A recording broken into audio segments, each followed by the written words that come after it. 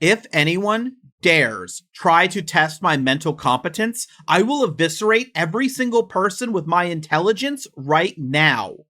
And that's not being egotistical. This was said in a court appearance by Erik Conover, a YouTuber with nearly 3 million subscribers, which recently has been making content which mentions his over 1,500 days of sobriety from alcohol.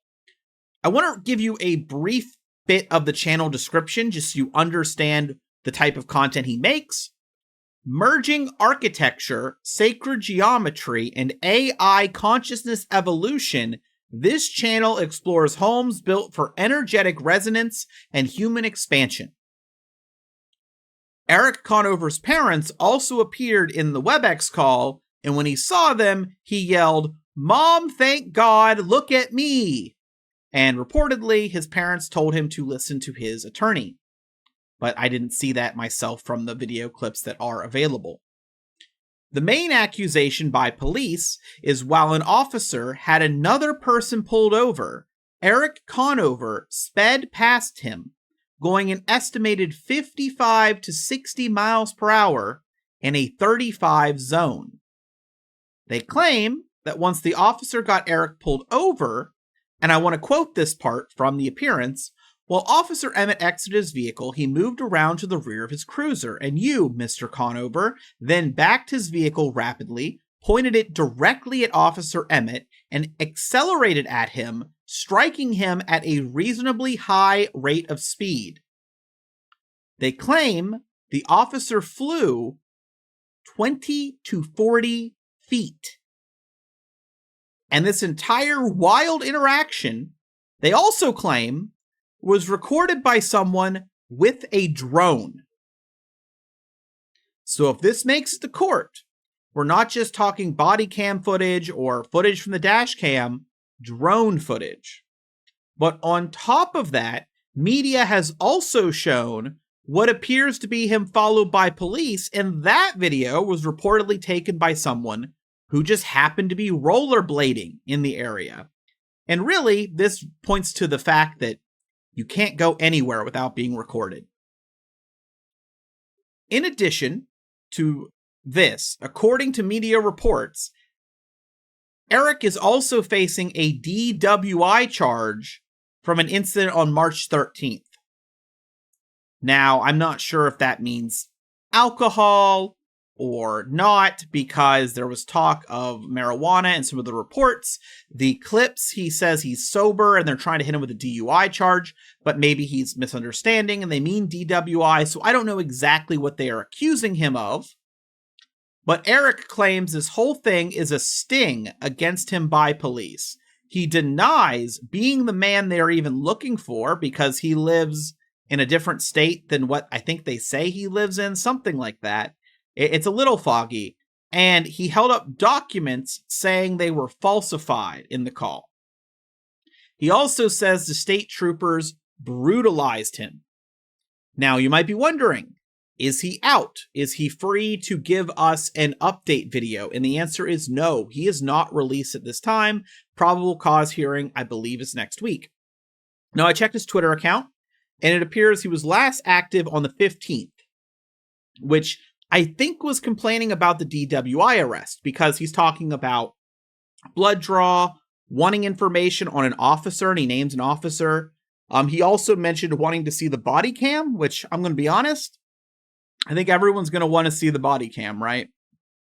And this is a case where this is kind of a big deal. I mean, obviously we're talking attempted murder, right? This is an attempted murder charge against an officer. That's a big deal. That's big. But let's say there's a mental health defense at some point, theoretically. If he's been doing, if he's found guilty on the DWI, that also is extremely damaging to the image he was putting out on his YouTube channel. So either charge, like let's say that the one with the officer is false, there isn't the drone footage, or it shows something different, and he's right that all of that was falsified, right? Let's say the attempted murder charge was all a sting falsified by the police, right? If you go that route, the other charge is going to be a big pill for his viewers to swallow, I would imagine, if that one's found guilty. And I'm not trying to downplay attempted murder, right? I'm not. But he was in a bad position after the first charge. And I am wondering if eventually the defense could argue that after the first charge, his mental state was so disrupted that maybe there's some sort of a mental health defense for the second charge. I'm trying to figure out how you defend it, right? Like, if we're taking what the police say is true, and there's going to be drone footage, have to assume body cam footage, have to assume dashboard footage. If we've got all of that, I don't think there's anything you could do but try a mental health defense. And I also say that because I did go look up, because this is a few days ago, I looked up people talking about it, and a lot of people in the comment section of social media are saying that they expect him to do a mental illness defense, and some said that maybe even his exes could testify to that.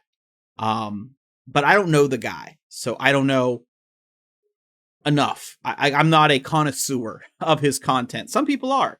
3 million, almost 3 million subscribers is huge. And I'm actually a little blown away that I haven't seen more coverage. It was actually kind of hard to find information on this. And I don't know if that's partly because New Hampshire, I think it was New Hampshire is where this is at. I think they're the state that had like the cyber attack on their court system. Maybe that's slowing down like the media, the information trickling out to the public. I don't know. Yeah, this is just a interesting case. If it goes to trial and it is publicized, I would not be shocked to see things like Court TV or other true crime networks requesting access to the courtroom, because it's not every day you have a almost 3 million subscriber YouTube channel charged with something like this. And it's very well possible that by the time this makes it to trial, if more media covers it, that he gains subscribers and hits that 3 million subscriber milestone while incarcerated. I just want to put that out there. What are your thoughts? I went off the information I can get a hold of. Wanted to add some of my own personal opinions and thoughts to it. As I said, there's not a lot out there. I can't find the raw call. I'm sad to say. So I've watched every bit of content of anyone covering this call to try to find any moment I might have not seen before. There's media. I've seen him do a little bit of prayer in the call, but there's also reports that like when he was doing the prayer, it included foul language. I can't verify that because it seems like only mainstream media was there. And by mainstream, I mean like not like Court TV or anything like that. So they cut that out for their television broadcast. So I can't verify it, right?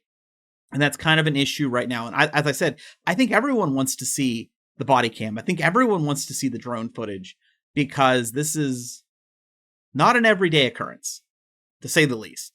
This is a massive YouTuber facing some massive charges.